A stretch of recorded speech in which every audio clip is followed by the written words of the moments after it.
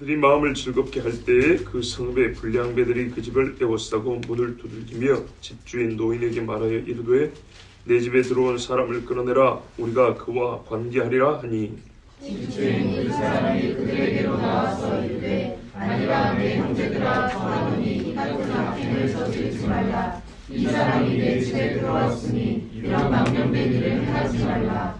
보라 여기 내 처녀딸과 이 사람의 첩이 있은즉 내가 그들을 끌어내리니 너희가 그들을 욕보이든지 너희 눈에 좋은 대로 행하되 오직 이 사람에게는 이런 망령된 일을 행하지 말라 하나 우리가 듣지 아니하므로 그 사람이 자기 첩을 붙잡아 그들에게 밖으로 끌어내매 그들이 그 여자와 관계하였고 밤새도록 그 여자를 능욕하다가 새벽 민명에 놓은지라.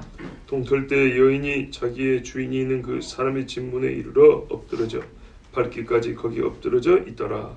그의 주인이 일찍 일어나 집문을 열고 나가고자 하더니 그 여인이 집문에 엎드려져 있고 그의 두 손이 근심하게 있는 것을 보고 그에게 이르되 일어나라 우리가 떠나가자 하나 아무 대답이 없는지라. 이에 그의 시체를 나귀에 싣고 행하여 자기 곳에 돌아가서 그 집에 들어서는 칼을 가지고 자기 첩의 시체를 거두어 그 마디를 찍어 12덩이를 나누고 그것을 이스라엘 사방에 둘러보내매 그것을 보는 자가 다 이르되 이스라엘 자손이 애굽 땅에서 올라온 날부터 오늘까지 이런 일은 일어나지도 아니하였고 보지도 못하였도다. 이 일을 생각하고 상의한 후에 말하자 하니라. 아멘. 오늘 말씀에 보면 단어 하나하나가 깊은 사전적 의미 내지는 그 담고 있는 뜻을 확인해 보면 참 우리에게 교훈도 되고 말씀 읽는 지식도 더할 수 있는 그런 단어들이 들어있습니다. 예를 들면 죄를 지적할 때 이 노인이 뭐라 그러냐면 이런 악행, 망령된 일 이런 표현이 있죠. 여기서 망령이 뭐냐 하고 히브리어 사전을 찾아서 우리가 그것을 깊게 파고 들어가 봐도 성경에서 망령이라는 단어로 번역된 그 원어를 여기저기서 우리가 찾아보면 하나님 앞에 이것이 망령된 거구나. 그죠? 그러므로 이런 짓을 하면 안 되겠구나. 이거 깊게 들어서 골짜기 깊게 들어간 것처럼 말씀을 들을 수 있습니다. 그런데 우리가 오늘을 길게 10절 이상을 읽었으므로 단어 하나에서 주시는 깊은 의미가 아니라 이 사건 전체에서 주는 우리 영을 말할까요? 덮어버리는 하나님의 무서운 경고의 말씀 또는 우리 영을 휘몰아치는 세찬 바람과 같은 그런 하나님의 말씀을 듣고자 합니다. 노인이 초대를 했습니다. 그래서 그 집에 가서 먹고 마시고 얼마나 안심이 됐겠어요. 추운 데서 한 데서 잘 뻔했는데 바깥에서 위험한데 그래서 고맙기도 하고 서로 먹을 거 꺼내놓으면서 즐겁게 먹고 마시고 있는데 딱 그때 그 동네에 불량배들 말이 불량배인데 원래는 벨리아의 아들들 마귀 새끼들 그 말이에요. 가장 쓸모없는 놈들 사악한 놈들 하나님의 원하신 질서를 파괴하는 놈들 이럴 때 벨리아의 아들들이었습니다.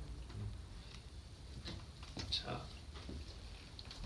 이 벨리알의 아들들이 들어와가지고 그 집을 에워쌌답니다. 수가 많습니까? 적습니까? 많지요. 그래요. 많아요. 많은 수가 그 집을 에워싸고 문을 두들겼습니다.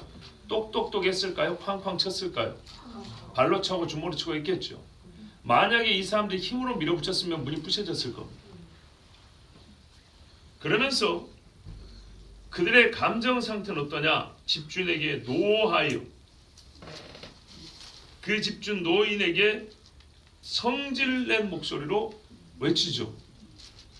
그 손님 좀 보게 해주세요. 이게 아니죠. 끌어내라 하고 명령조로 이 노인에게 소리를 바락바락 지릅니다. 자, 이 자체만 하더라도 이스라엘에서는 있어서는 안 되는 이야기입니다. 우리가 사는 21세기에도 어느 한 마을에 이런 일이 있다 하면 우리는 그 마을에 들어가고 싶지 않을 겁니다. 그 동네에서 당장 이사하고 싶을 겁니다. 근데 수천 년 전에 이스라엘의 한 마을에 이런 일이 있었어요.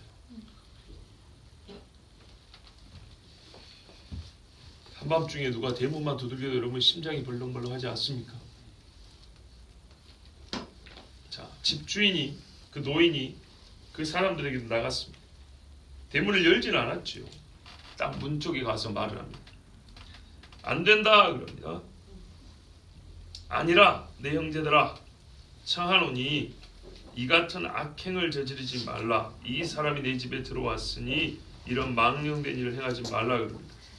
상당히 이 노인은 조심스럽고 유한 어조로 말을 합니다. 그렇죠. 일단 성질난 사람들이기 때문에 부드럽게 타일하겠죠. 그리고 나이가 많고 저기는 수가 많고 여기는 수가 적습니다. 싸워서 될 일이 아니죠. 그러나 분명히 그 행위의 성격은 규정을 정확히 해줬습니다. 악행, 어리석은 짓, 망령된 짓입니다. 자, 이 어리석은 짓, 이 번역 어리석은 짓, 우리는 망령된 일이라고 되어 있죠. 느발라. 이 말은 하나님 앞에 아주 악한 죄를 지칭할 때 쓰는 말이기도 합니다.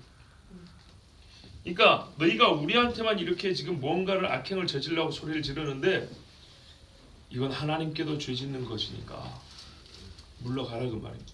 좋게 타일렀습니다. 이 일을 계속하면 어떻게 되냐? 하나님과 너희 사이에 그리고 나와 너희들 사이에 모든 좋은 관계는 깨진다. 여기서 계속 더하면 어쩐다고요? 깨진다고. 예를 들면 세겜성 그 하몰의 아들인가요? 디나를 강간했죠. 암논, 다윗의 아들 암논이 이복 누이 다말을 강간했죠. 이런 일들을 가리킬 때 쓰는 말이에요. 자, 나만한 게 있습니까? 없지요. 죽음과 피 흘림밖에 남지 않습니다. 그게 결과입니다. 그러니까 더 이상 나쁜 짓 하지 말고 여기서 물러가라 이렇게 말을 했습니다. 그러면 들어야겠지요. 안 듣습니다. 계속 두드러 하니까 이 집주인이 자기 나름대로 해결책을 내놓습니다. 이것도 한번 옳은가 보십시오. 여기 내 처녀딸이 있다. 그리고 이 사람의 첩이 있다. 내가 그들을 내줄 테니까 너희가 욕보이든지 이래도 되는 건가요? 너희 보기에 좋은 대로 그들에게 행하라. 그런데 오직 이 사람에게는 망령된 일을 하지 말라. 왜요? 이 사람은 앞전에 우리 집에 들어온 손님이니까. 자, 여러분, 이 남자에게만은 뭐 하지 말라고요? 이 망령된 일, 이 부끄러운 일, 이 수치스러운 일을 하지 말았는데 뭔 짓을 할지 대충 알고 있는 거예요. 왜요? 끌어내면 우리가 관계한다 그랬잖아요. 그러니까 이 사건에는 동성애라든지 뭐 우리가 요즘 신학자들 말하는 환대 문제라든지 다 있긴 있어요. 있긴 있는데 그거 하나하나를 오늘 우리가 주요 그 논점으로 삼으면 그거 한 가지로 1시간 설교해야 되기 때문에 그건 언젠가 또 필요함을 하고 오늘은 전체를 한번 보도록 하겠습니다. 자, 분명히 이 남자들은 뭐 하려고 했냐면 이 손님 남자와 함께 동성 강간을 하려고 한 거죠. 애가 아니죠. 동성 강간을 하려고 했던 겁니다. 그리고 이 노인은 자기 집에 온 손님이기 때문에 내줄 수 없다라는 확고한 의지를 갖고 있습니다. 자, 여기까지 괜찮죠. 그런데 이게 둘 사이의 관계는 괜찮아요. 만약 이 집에 노인 혼자 살았고 이 레위인 혼자 초대받았다면 가능한 이야기죠. 그런데 여기에는 누가 있죠? 자기 딸도 있고 레위인의 첩도 있어요. 이 여인들을 내놓겠다. 이것은 레위인을 보호하겠다라는 목적이 있다 할지라도 옳은 일이 아니죠. 왜요? 딸에 대한 아버지의 책임이 있고 레위인의 첩은 손님 아닙니까? 손님이죠. 그러므로 똑같은 기준에서 보면 레위인의 첩에 대해서는 이 노인이 소위 환대를 하고 있는 것이 아니고 버리려고 하고 있는 것이죠. 그 누구도 제시한 적이 없는 자기 나름의 우열을 선정한 다음에 레위인은 귀하고 레위인의 첩은 그 대신하여 내주어 욕보여도 된다 라는 그런 사고방식이죠. 자, 여기서 보니까 이 노인이 그렇게 선한 사람으로 보이지 않습니다. 그렇죠? 예. 자, 우리가 여기서 문제가 이겁니다. 환대의 문제를 생각할 때 레위인의 첩에 대해서도 생각을 해봐야 됩니다. 즉 노인은 환대했고 기브아 사람들은 환대하지 않은 문제냐? 그게 아니라는 거예요. 사건이 생각보다 복잡합니다. 예. 또 소위 페미니즘에 사로잡힌 사람들은 여기 보면 피해자가 다 누구예요? 여자들이에요. 피해자가 여자들이라고요. 그래서 성경은 가부장적 교훈을 주고 있다. 그런데 여러분, 가부장적 교훈이 되려면 어떻게 되냐? 남자를 우선하고 여자들을 하대하는 것에 대하여 박수를 쳐주는 글이어야 돼요. 괜찮다라고 해야 되고 도덕적인 비난을 하지 않아야 그게 가부장적 구조에 입각한 글이 되는 거예요. 뭔 말인지 아시겠죠? 근데 성경이 여인들 이렇게 대한 것에 대하여 우리가 다 아는 사건이기 때문에 미리 물어보는데요. 칭찬하고 있습니까? 아니죠. 뭐라 그래요? 맨 끝에 하면 그때 이 땅에 왕이 없어서 다 자기 속에 오른 대로 한 결과라 그렇게 말씀하죠. 이 한마디는 잘했다는 거예요, 잘못했다는 거예요? 최악으로 잘못했다는 것을 표현하는 성경의 관용구입니다. 사사기의 용어입니다. 이 일에 있어서 여인들이 피해를 본 건 맞지만 그 피해를 정당화하는 소수는 단 한 줄도 없습니다. 괜찮다고 말한 적이 없어요. 뭔 말인지 아시겠죠? 그들이 가부장적 사고에 사로잡혀 있을지 몰라도 성경이 그걸 칭찬하지 않는다고요. 그리고 여기서 가부장적 사고라는 것은 항상 부정적으로만 판단해야 되느냐? 그렇지 않습니다. 여러분, 모든 모임이나 그룹에는 우두머리가 있습니다. 가부, 집에 아버지가 우두머리인 것이 문제입니까? 그러면 막내가 머리가 될 이유? 그 집이 누구로 인하여 세워졌지요? 지금은 사회의 가정 구조가 깨져가지만 오랜 인류의 역사를 볼 때 그 집에 가장 큰 책임을 지고 사는 사람이 누구죠? 가부입니다. 그래서 가부장적 사고는 잘못이 아닙니다. 젓가락질 누구한테 배웠습니까? 전략하고 살아가는 걸 누가 가르치던가요? 자, 여러분, 어릴 때 나를 보여주고 옆에만 있어도 든든한 자는 가부장이 아닌가요? 우리 아빠, 그죠? 지금도 공주라고 불러주는 우리 아빠, 그분이 집에 어른 된 게 기분 나쁩니까? 아니죠. 그 분이 죄인이기 때문에 발생하는 그가 가지고 있는 권한과 책임은 버리고 권한은 막무가내로 사용하여 그가 더 많은 죄를 만든다면 그것이 문제인 것이지. 그리고 세상은 그것을 더 무너뜨리도록 가르친 세상의 잘못이 있는 것이지. 성경에서 가부장들이 권위는 가지고 있으나 그 권위를 가지고 횡포를 부리라고 가르친 적이 없습니다.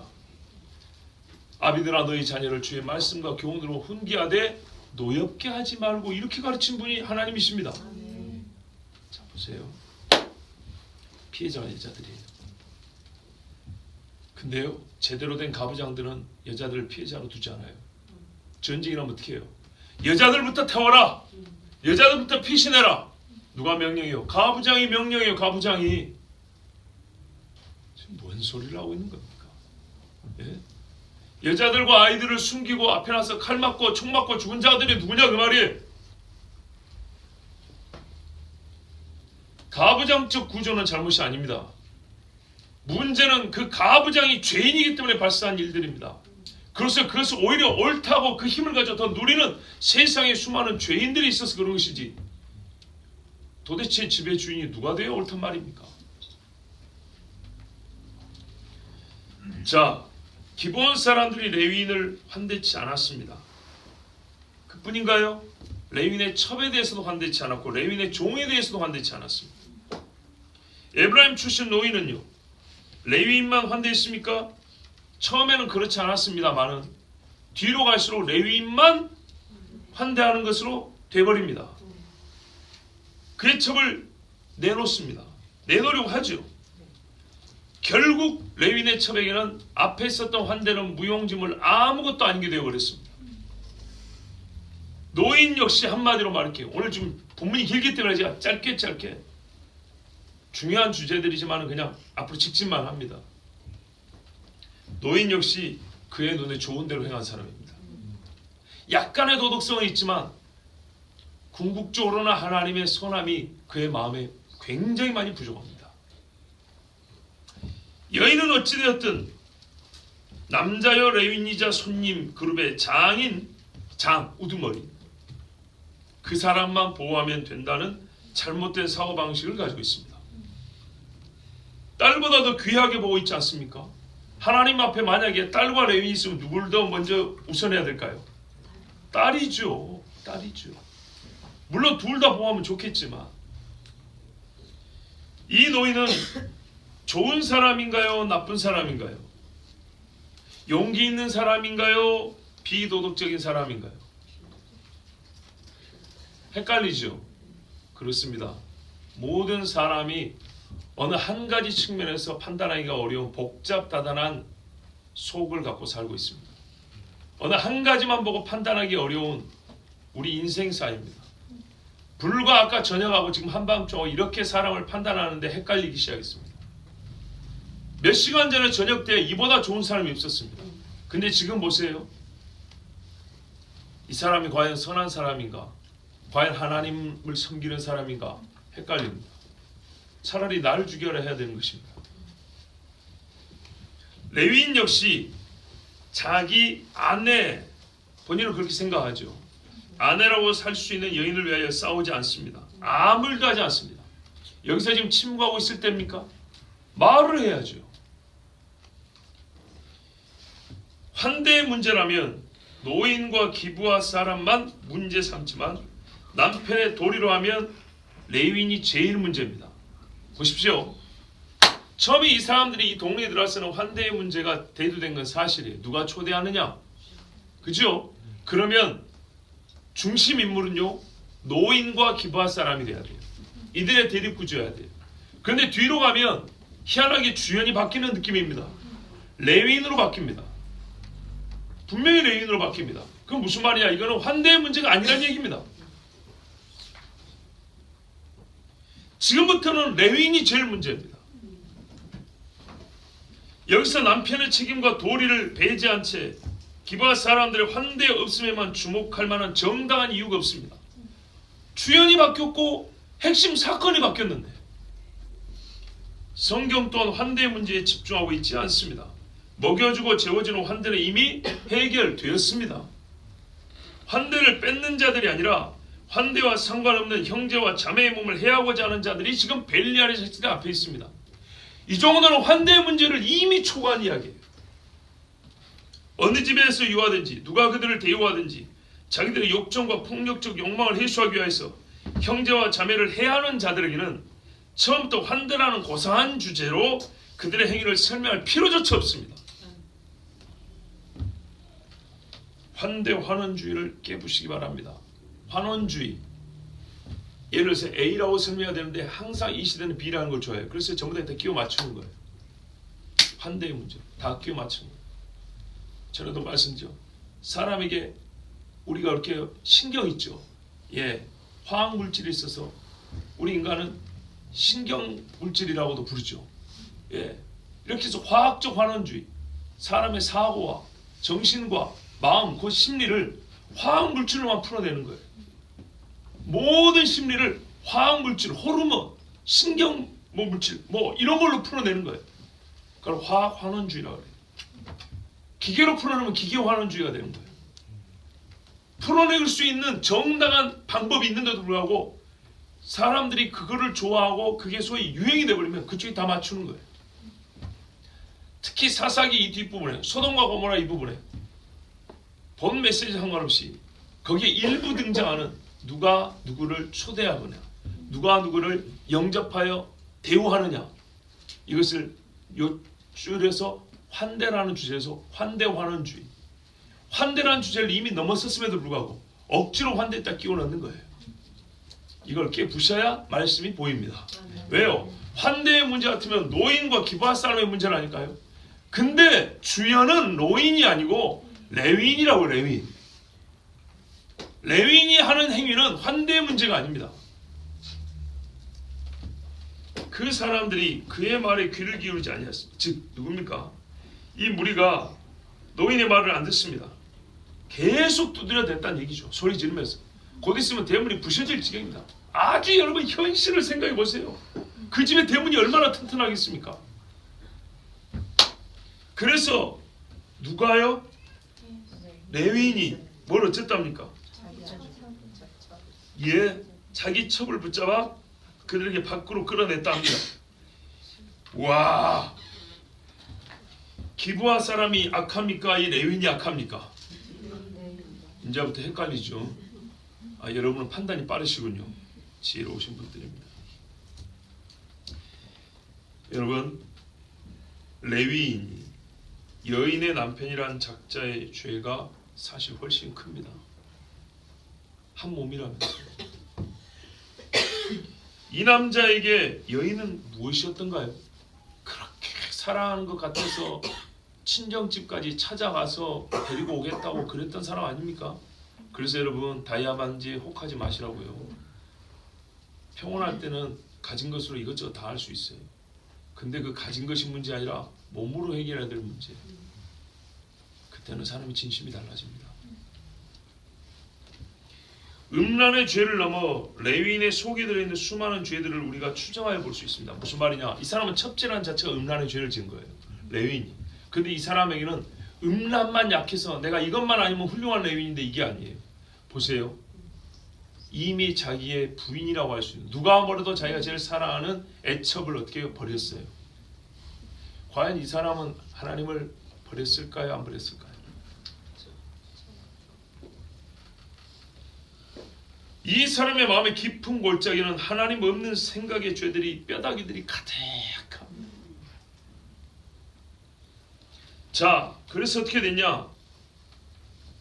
놀라운 일이 벌어졌는데 이 무리가 더 이상 레위인을 보자고 말을 안 합니다. 이들의 최종 목적이 뭔지 아시겠죠? 결국 성적 욕망 해소였습니다. 그런데 그 중에 더 변태적으로 더 뭔가 짜릿한 맛을 보려고 남자를 내놓으라 했던 것입니다. 그런데 여인이 나오니까 어떻게 해요? 그것도 좋아. 보세요. 남자가 나와도 좋지만 이 사람들의 동일 성질이라 이 말입니다. 이 레위인하고 무슨 종교 논쟁을 하려고 했던 게 아니에요. 이해가 되시죠? 그의 불의함을 뭐 따져보겠다는 게 아니었어요. 순전히 바로 이 여인을 욕보했다는 것에서부터 이들의 목적은 처음부터 성적인 범죄였다는 것입니다. 그런데 그것을 보다 뭐라고요? 변태적인 성욕을 해소하기 위해서 남자를 보자고 했던 것인데, 그나마 여자가 나왔을 때 어떻게 해요? 눈이 멀은 사람들이기 때문에 그 여인에게 성범죄를 저지르고 그것으로 일단 만족했다 이 말입니다. 만약에 정말로 이 레위인과 고상한 주제로 볼 일이 있었다면 이 여인을 다시 들여보내고 너 말고 네 남편 나와 이렇게 해야 되겠죠. 이런 일을 환대 부재 정도로 끝낼 일이 아닙니다. 밤새도록 욕보했다 했습니다. 그리고 밝기 시작할 때 새벽에 내보내줬습니다. 빛은 무서운 모양입니다. 동틀 때 그 여자가 어떻게 했습니까? 그 노인의 집에 자기 남편이 주인이라고 바뀌었네요. 관계가 묘하네요. 그죠? 남편이 뭐 목숨을 내걸었어야 되는데 주인은 종을 버릴 수도 있지요. 결국에 이 남자랑 이 여자에 대하여 역시 잘해봐야 예쁘장하게 생긴 성욕의 해소 그 정도밖에. 왜요? 이 남자 하는 짓을 보세요. 혹여나 무슨 또 해코지 할까봐 혼자 도망가려고 그러죠. 26절 보세요. 동틀 때 어디죠? 27절. 그의 주인이 일찍 일어나 집문을 열고 떠나고자 하더니, 이제부터는 뭐라 그래요? 그의 주인이라고 그럽니다. 그의 주인. 남편과 아내가 아닙니다. 떠나고자 하더니 여자는 어떻게 되어 있습니까? 그 집에서 아직 죽었는지 모릅니다. 집 문에 이르러 엎드러져 밟기까지 거기 엎드러져 있더라 그랬어요. 죽었는지 살았는지는 모르는데 추정컨대 그 새벽의 추위에 아마도 숨이 끊어졌을 거라고 볼 수 있죠. 성경에 이 여자의 사망 시점을 정확히 말해주지 않지만 가장 가능성이 높은 것은 이때라고 볼 수 있습니다. 자, 여러분, 사람이 죽었습니다. 집단 강간에 의한 살인, 요즘 형법 죄목으로 하면 특수강간치사입니다.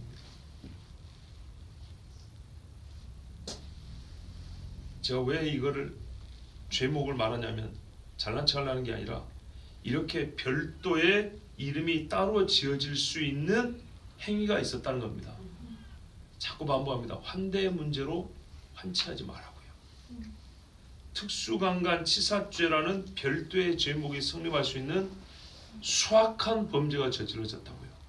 물 한 모금 안 줘서 목마른 사람이 죽은 게 아니고 한참 평안하게 안식을 누리고 있었던 사람을 죄인들이 자기 죄를 지음으로 말미암아 생명을 끊어버린 거라.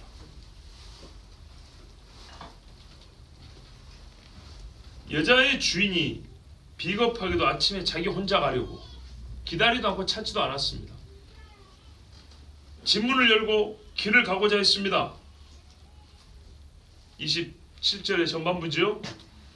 그런데 문을 열고 보니까 여인이 집 문 앞에 엎드러져 있고 손이 문지방에 있는 것이에요.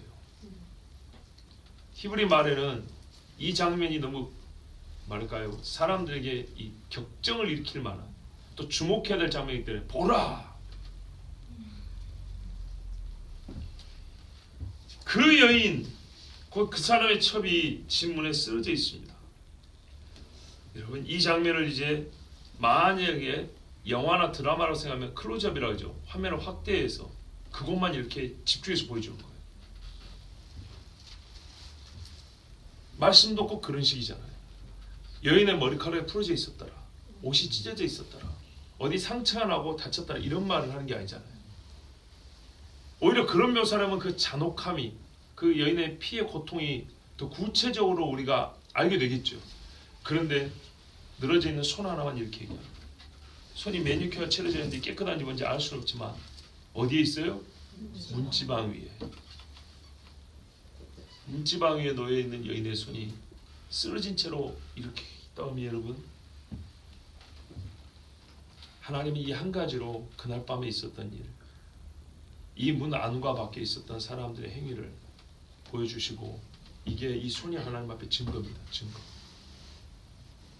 돌들도 소리를 지른 것처럼 이 손이 하나님 앞에 그날에 있었던 일, 누가 이 여인을 죽였는지에 대한 증거입니다.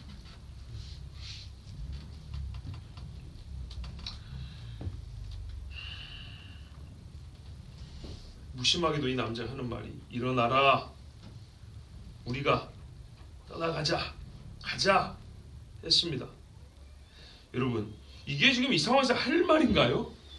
무심해도 이럴 수 없는 거죠, 사람이. 그죠? 아니, 붙들어 보고 쓰다듬어 보고 부둥켜 안고 집 안으로 들어가서 혹시 숨이 붙어 있는가 하고 뜨거운 물 갖다 이렇게 좀 목이라도 축이고 옷이라도 덮어주고 이래야 될 거 아닙니까? 이게 할 소리인가요? 그렇게 사랑한 것 같더니 자기 생명 위하여 첩을 벌였고, 여인의 위급한 상황과 이 당한 고통에 대하여 슬픔의 기색이 전혀 없습니다. 맞죠?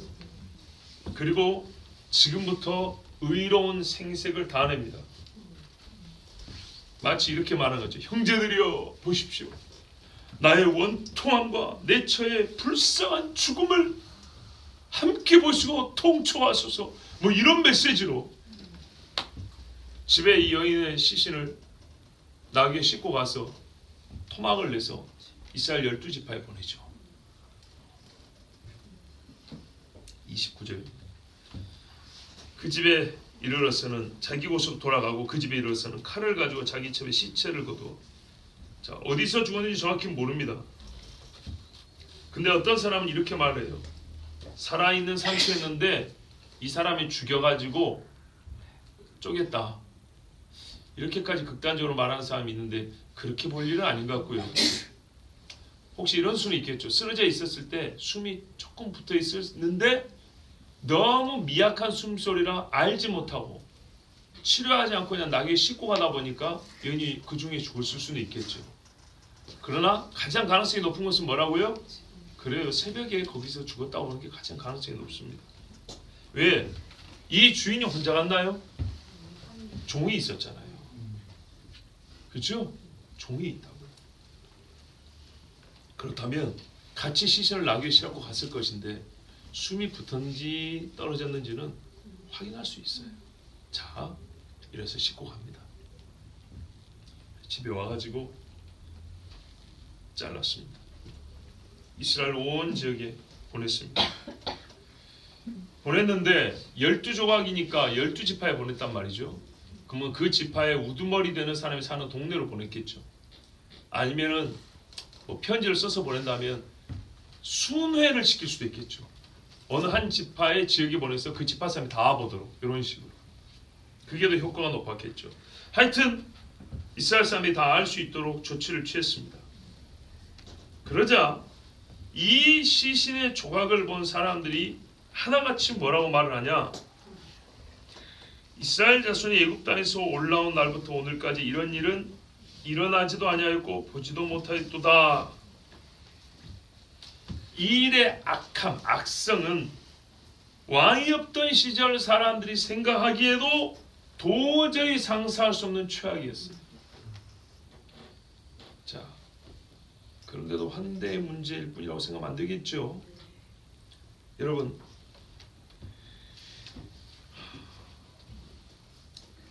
아까도 가부장적인 이야기 있지만 사사기에서는요, 가부장적 사고가 가져올 수 있는 최악의 사건을 보도하는 수는 있어도 사사기가 가부장적인 사고를 가르치고 조장하지 않는다는 걸 아셔야 됩니다.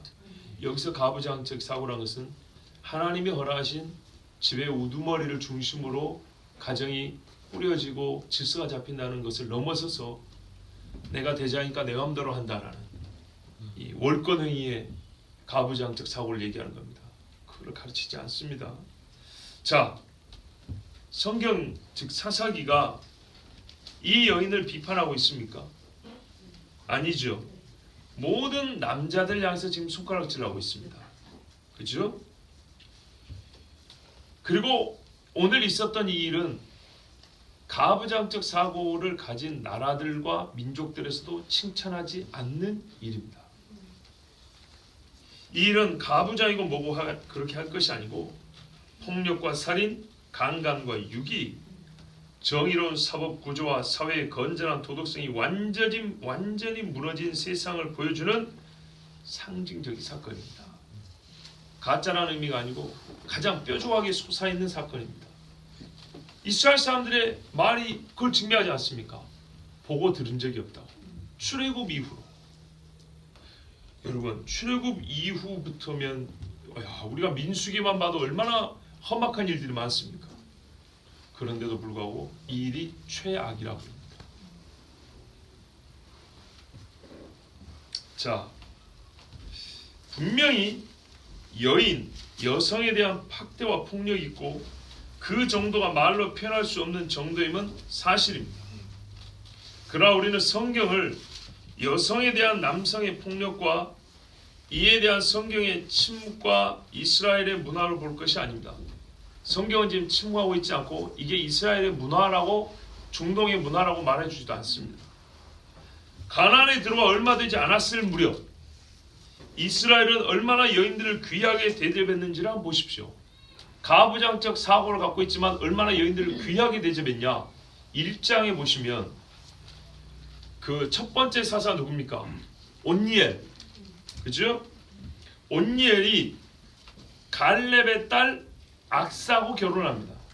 근데 갈렙이 말이죠. 헤브론을 취하는 자에게 내 딸을 주겠다. 요까지는 이스라엘의 가부장적인 사고예요. 아버지가 딸을 누구에게 시집보낼 것이냐 정하는. 근데 이것이 그렇게 큰 문제가 되지는 않습니다. 자, 이래가지고 결국 온니엘과 악사가 결혼하는데 뭐라 합니까? 악사가 시집 가면서 여보 우리 아빠한테 구해가지고 저기 저 샘 하나 달라고 하자. 밭을 하나 달라 하자. 그랬어요. 그래서 가려고 하다가 나귀를 타고 가다가 내려요. 그래가지고 갈렙한테 가니까 갈렙이 눈치가 좀 빨라가지고 너 뭘 구하러 왔냐 그랬어. 그랬더니 악사가 아버지 나에게 복을 좀 많이 주세요. 저기 나를 이렇게 남쪽으로 보내시면 내가 어떻게 못 먹고 살겠습니까? 샘물도 좀 주십시오. 그랬더니 갈렙이 샘을 2개나 줬대요. 윗샘과 아랫샘. 잘 보세요. 아까 남편이 뭐랬어요? 밭을 구하자 그랬죠. 근데 아버지한테는 샘을 달라 그러죠. 그러니까 이걸 종합해 보면 밭에 샘이 있거나 샘이 있는데 밭이 있었거나 하여튼 이걸 다 얻어간 거예요. 아버지가 딸을 잘해서 보내주죠. 그렇죠? 나귀 타고 가고 있죠. 아름다운 가정이 시작되는 모습이죠. 그죠? 신앙 좋은 남편과 믿음의 아버지 밑에서 자란 딸이 영과 육의 복을 받고 가정생활 시작하죠. 원래 이렇게 시작한 거예요. 가부장적 사고를 갖고 있지만 성경적 가부장적 사고를 갖고 있는 집은 이렇게 자기 딸과 아내와 한 가정이 이렇게 또 시작이 되는 거예요. 보세요. 이제 오늘 우리가 이 말씀에서 조금 더 받아야 될 충격이 남아 있습니다. 물론 21장까지 가야 되는데 21장까지의 결론을 우리가 다 알고 있기 때문에 미리 듣는 것입니다. 악인들은 그들의 의도를 충족했습니다. 또 누굽니까? 레위인도 자기의 의도한 대로 지금 행위를 하고 있습니다. 그러면 여기서 한번 묻고 싶은 게 있습니다. 레위인이 지금 여인의 시신을 쪼개어서 이스라엘 전역에 보낸 것은 무엇을 원함입니까? 정의인가요? 복수인가요? 또 한 가지 보기가 남았습니다. 자기 죄를 가리기 위한 위장막인가요? 위장막? 조금 의아하죠 여러분? 한번 질문을 바꿔볼게요. 레위인은 피해자입니까? 바로 이것이 문제입니다. 제가 왜 레위인이 주연으로 바뀌었다 그걸 우리가 감지해야 되냐.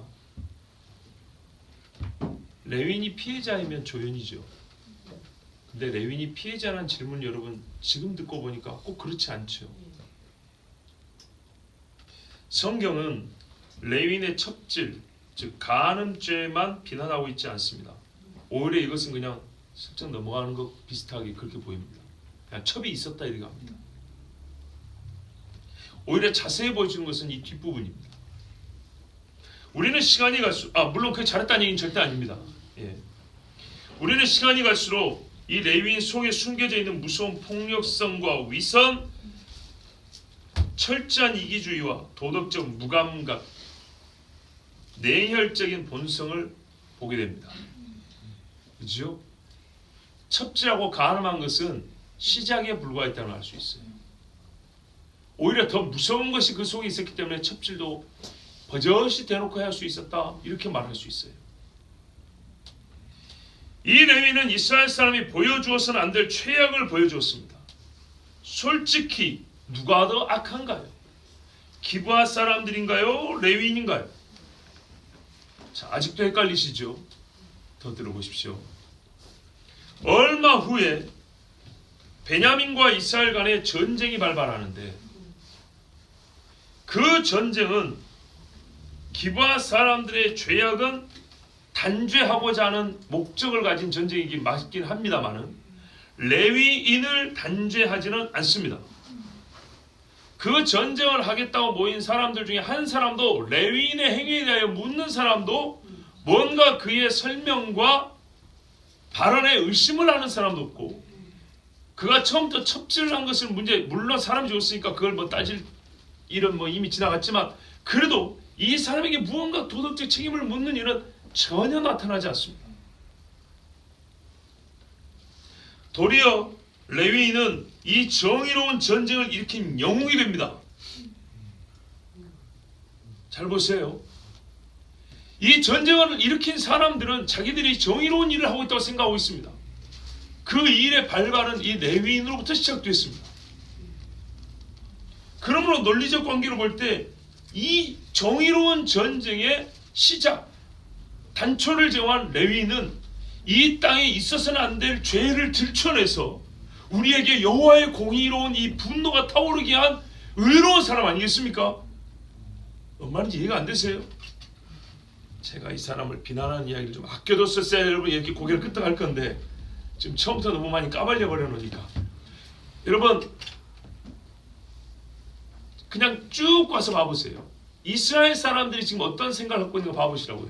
이스라엘 사람들 입장에서 이 레위인이 죄인이에요 지금? 뒤에 전쟁이 날 때 만약 이 사람을 죄인으로 했으면 네 죄부터 묻자, 너도 감옥에 집어넣고 이래야 되겠죠. 그런 게 없다고요. 오히려 표현하자면 고맙다. 야, 이런 일이 이스라엘에 있단 말이냐. 우리가 이걸 모르고 할 뻔했네. 이 문둥병 같은 거 제거해야지. 뭐요 하고 쫙 힘을 그쪽으로 모은단 말이에요.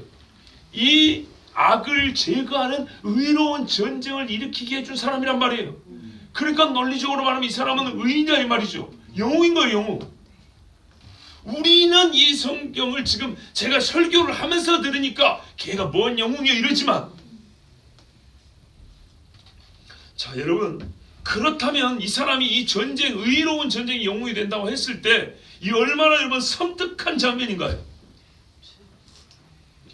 마치 영화에서 주연은 주연인데 악인이 주연인 경우 있죠. 그죠? 뭐 연쇄살인마, 얘가 주연인 거예요. 영화 보고 나면 겁나게 기분 안 좋은 거, 막 뒷골이 서늘하고 막 땡기는 그런 영화 있죠. 자, 그거 한번 생각해 보세요. 주연인 악인이 영화 마지막까지 다른 사람들을 이용해서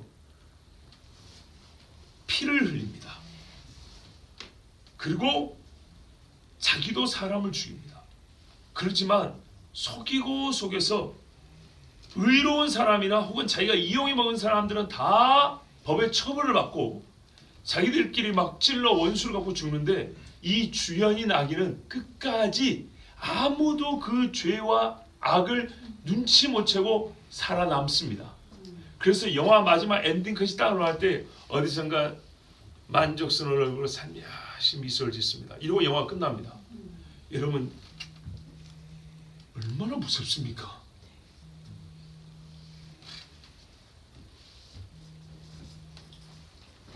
만약에 이런 식의 영화나 드라마를 우리가 마지막 장면을 보고 끝낸다면 우리 머리와 마음은 어둠과 혼란스러운 공포로 가득할 겁니다. 현실 세계에서 저런 일은 절대 있어서는 안 된다고 생각할 겁니다. 그렇습니다, 여러분. 사사기는요, 한 지파가 사라질 위기까지 몰아간 죄악이 무엇인지를 보여주며 경고하지만 그 과정, 그 경위는 어떻게 일이 진행되고 있냐면 어마어마한 사건의 주범은 사실 아무도 눈치를 못 채고 그 자리에 버젓이 원래대로, 아니 평상시대로 가만히 서 있고 나머지 사람들은 그 사람의 손에 놀아나서 서로 죽고 죽이는 왕이 없는 시대의 경고이지만 동시에 우리가 눈치채지 못하고 넘어갈 장면이 바로 그것을 보여줌으로써 이 일이 실제로 얼마나 무서운 일인지 보여요. 무슨 말이냐? 레위인의 첩을 집단 강간해서 죽인다는 무서운 죄가 왕이 없는 시대에 일할 수 있는 죄다. 이 정도가 아니고 그럼에도 불구하고 누가 이 죄의 주범인지도 알지 못하고 주범은 오히려 흐뭇하게 미소를 짓고 영웅 대접받고 끝나버리는 시대가 될 수 있다 이 말입니다. 이게 진짜 왕이 없는 시대의 무서움이라는 거예요.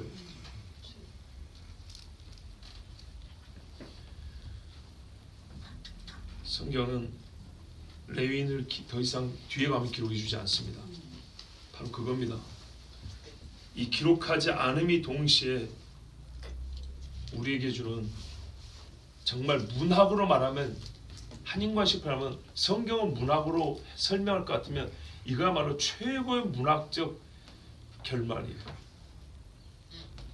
레인을 말하지 않아요. 뒤에 가면. 그러나 주범은 그 자리에 있어요.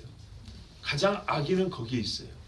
수많은 피를 흘리고 결국에는 한 지파를 없애버리는 어떤 면에서 마귀의 도구 역할을 한 그는 거기에 있어요. 의로운 생색은 다 내고 악인은 처리했어요. 분명히 악을 갚긴 했지만은 더 큰 악으로 악을 저질렀지만 의로운 사람으로 여겨지는 그놈은 죽지 않고 그 자리에 있는데 이스라엘 사람 모두가 그를 잊어버렸어요. 그가 누군지 알지 못해요. 얼마나 무서운지 아시겠죠? 바로 그것을 성경이 보여줍니다. 기록하지 않음으로써. 하나님이 잊은 게 아니고요. 바로 이런 시대가 왕이 없는 시대라는 거예요. 이해가 되십니까? 성경이 기록하지 않고 잊어버린 사람. 그러나 하나님의 머리에서 기록되지 않고 잊어버린 것이 아니라 그 시대가 아무도 알지 못하고 잊어버린 사람이라는 것을 그것을 우리에게 가르쳐주기 위해서 성령께서는 친히 그를 기록하지 않습니다. 그리고 오늘 우리에게 성령은 감동으로 가르쳐줍니다. 내가 기록하지 않은 것은 그에 대한 판단을 깔끔하게 일목요연하게 정리하지 않은 것은 바로 이것이야말로 왕이 없는 시대의 무서움이다.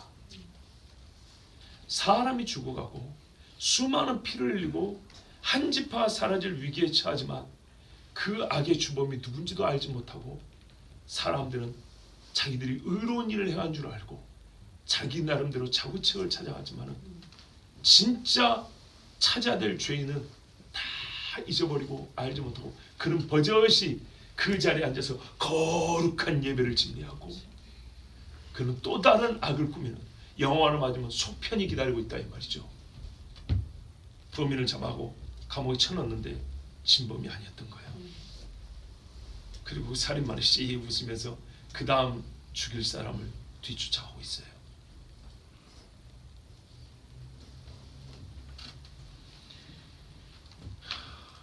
이스라엘 사람들은 이 레윈이 누군지 모르고 지금도 짐승을 끌고 가서 이 사람 보고 잡아 하나님께 제물로 바쳐달라 합니다. 그리고 감동을 받고 무섭지 않습니까? 설교자인 제가 제일 두려워하는 게 바로 이겁니다. 결코 일어나서는 안 된다고 생각하는 일이 이겁니다. 제 자신에 대해서요. 30절 후반부를 보십시오. 이 일을 생각하고 상의한 후에 말하자. 깊이 생각하고 의견을 서로 한번 취합해보자. 신중함을 요구하기도 하지만 엄중함을 요구하는 말. 뭔가 특단의 조치가 필요하다는 것은 이미 마음에 작정된 상태고 그것이 무엇이냐. 한번 우리가 논의해보자. 자, 여기서 이스라엘은 악인의 선동과 일치단결함을 보여줍니다. 이 레위인이 선동을 했죠. 여기에 금세 쇠가루가 자석이 붙듯이 달라붙습니다. 가나안에 들어와서 초창기에 정복전쟁을 한 이후 처음으로 보는 아름다운 모습입니다. 뭐 기도원 때 조금 있긴 했었어요. 이렇게 연합이 잘 될 수가 있을까요? 왜 블레셋 향하여는 힘을 모으지 않았고 암몬을 대지하 싸울 때는 군대를 보내지 않았냔 말이죠. 누군가의 말처럼 이 사건은 같은 세대의 사람들의 도덕성의 차이가 개인이 생각하는 것만큼 크지 못하며 무슨 말이냐? 같은 타락한 시대를 살고 있잖아요. 그 중에서 도덕성이 높고 낮아봐야 도찐 개찐이다 그 말입니다. 보십시오. 12지파가 특이한 의견, 뭔가 좀 특출난 생각들이 없어요. 예. 동일 세계관과 신앙관을 형성하고 있는 사람들의 행동 유형과 성숙함의 차이 역시 결코 차이라고 말하기 어려울 정도로 유사대동소이하다는 것을 보여줍니다. 무슨 말이냐? 다시 설명해 드릴까요? 같은 세계관을 갖고 있고 같은 신앙관을 갖고 있을 때 이 사람들 사이에서 어떤 현상과 사건을 혹은 인물을 판단하는 데 있어서 차이가 날 수가 없다 이 말입니다. 나봐야 동일 범주 안에서 약간 오른쪽, 약간 왼쪽, 약간 위, 약간 아래입니다. 즉 빨간색 안에서 짙은 빨간색이냐 옅은 빨간색의 차이지 파란색으로 넘어갈 수는 없어요. 보십시오. 이 12지파가 하는 말소리를 들어보세요. 12지파가 이 사건에 대해 해결하는 방식들을 봐보세요. 저는 지금 문화 안에 인간 실존을 말하는 것이 아닙니다. 사람의 속에 대하여 말하는 것입니다. 당시 이스라엘 문화 어쩌고 그런 말이 아니에요. 이건 문화의 문제가 아닙니다. 영적 타락의 큰 물살에 함께 떠밀려가는 사람들은 그 안에서 큰 물살에 함께 떠밀려가는 사람들은 그 안에서 먼저 좀 앞에 있고 저 뒤에 있고 그렇죠? 물 가장자리 있고 중앙에 있다 할지라도 다 같이 떠밀려가는 사람들이에요. 차이가 있으려면 가지를 붙잡고 물을 거스르는 사람이 있어야 되고 힘을 내서 헤엄쳐 사람은 무트로 나간 사람이 볼 때 저 사람들과 나의 차이가 보이는 것이지 안에서 말이죠. 1m 앞에 떠밀려고 2m 뒤에 떠밀려고 이건 아무 차이가 없는 거예요. 밖에서 봐야만이 이 사람들이 쏜살같이 죽음으로 떠밀려가는 것이 보이는 겁니다. 여러분 이제 이 연합체 이제 군대를 모으죠. 이 연합체는 무엇을 어떻게 할까요? 가장 먼저 해야 할 일은 상식적으로 누가 이 시신을 쪼개어 보냈냐 그 다음에 경위와 이유를 물어봐야 됩니다. 사실관계를 확인해야 됩니다. 그러나 이 사람들은 분노해서 먼저 군대를 모았습니다. 그리고 나서 레위인에게 물었습니다. 그리고 레위인이 20장에 보면 약술 그러니까 간단하게 말했다 하더라도 4절, 5절, 6절 간단하게 얘기를 했다 하더라도 듣는 사람들은 한 지파를 멸할 정도의 각오를 했다면 더욱 자세히 물어봤어야 되는 겁니다. 여호수아서 마지막에 비슷한 내전의 위기에서 정확하게 내막을 확인하여 형제간 피 흘림을 막았던 일이 있지 않습니까? 두 지파 반이 요단강을 건너가기 전에 제단 하나 세우고 한 이야기 아시죠? 에시라 우리가 요단강에 있다고 우리를 이스라엘 아닌 것처럼 취급할까봐 우리도 같은 이스라엘이라고 증거의 표시로 남기려고 하던데 혹시 이것이 우상 숭배를 위한 게 아니냐고 싸우려고 그랬어요. 벌써 배도했냐고. 근데 그게 아니고 우상 숭배 제단이 아니고 증거를 위한 제단이다. 모양만 봐도 알지 않냐. 이래서 그렇구나 하고 서로 무사하게 샬롬의 인사로 헤어졌어요. 그렇게 했었어야 되는 겁니다. 그러나 의로운 척 피해자인 척하는 신망 있는 레위인의 말은 그의 말 그대로 사실로 받아들여졌습니다. 이스라엘은 우리의 레위인님의 원수를 갚고 레위인님의 아내까지 죽인 기바를 치기 위해 유례없이 용감무쌍한 군대를 출전시켰습니다. 시신이 쪼개져서 보내어지자 그제서야 찢어진 형제를 묻기 시작했습니다. 다만 이 묶여짐의 의미에 대한 성찰의 사고가 없는 것이 문제였습니다. 보십시오. 누구 한 사람 회개한 사람 있습니까? 다니엘은 혼자 있어도 이스라엘 역사를 돌이키면서 바로 이런 짓을 생각하면서 회개를 했습니다. 누가 여호와께로 돌아가자 소를 높였습니까? 바로 이런 일을 기억하고 있기 때문에 사무엘은 어떻게 했습니까? 미스바로 모이라 했습니다. 자기들 식대로 싸우려 했을 뿐입니다. 여호와는 결정된 일의 후원자에 불과했습니다. 다 결정해놓고 누가 먼저 가리니까 이것만 물어봤습니다. 그래서 하나님이 적극 지지가 아니라 물어보니까 그래 가려면 유다부터 가라 이렇게 말씀했습니다. 이 사람들 필요한 왕은 이방의 앞지에서 구원해 줄 자가 아니라 그들의 영의 타락과 행위의 죄악에서 구속해 줄 사람이야 함을 그들 중에 아는 이가 아무도 없었습니다. 그것에 관해 깊이 생각하고 의견을 취한 뒤에 너희 생각을 말하라.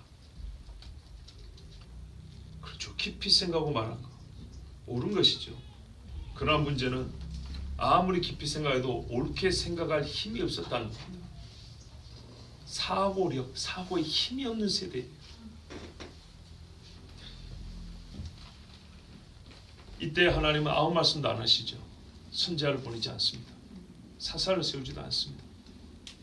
판단 유보처럼 보이는 하나님의 침묵은 심판의 전조임을 기억하셔야 됩니다.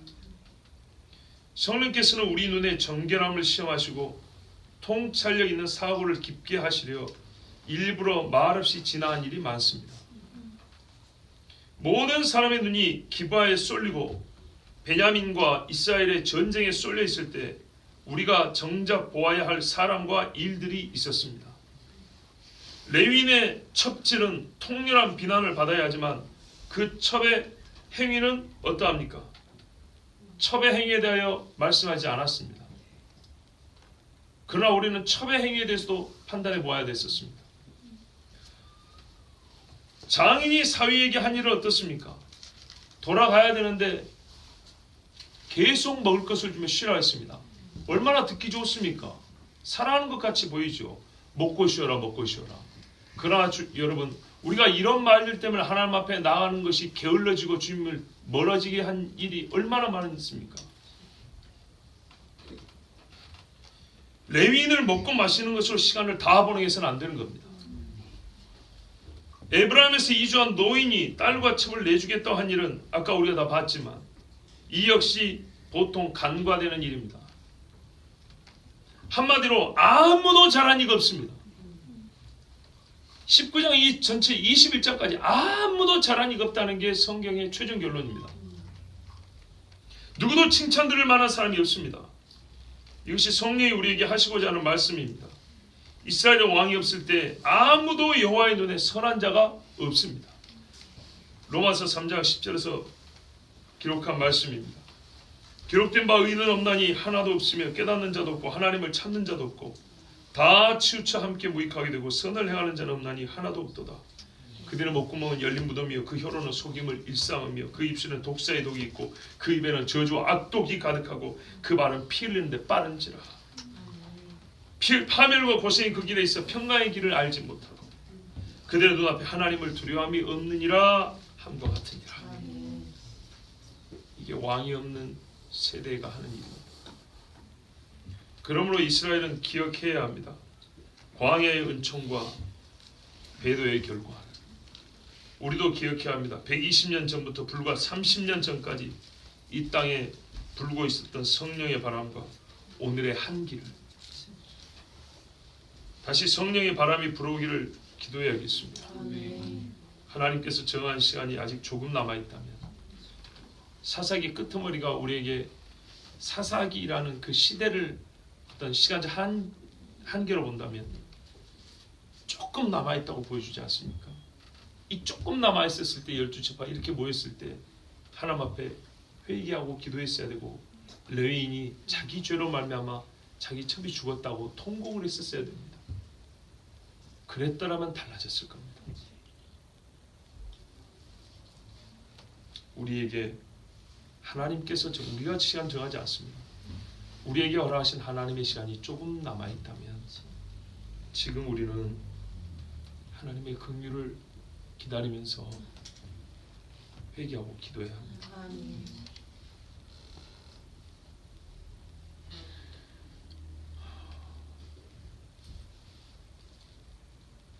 베냐민도 죄인이고 이스라엘 형님들도 죄인이고 자기들이 누구에게 속아서 의로운 전쟁을 한다고 칼을 들고 있는지도 모르고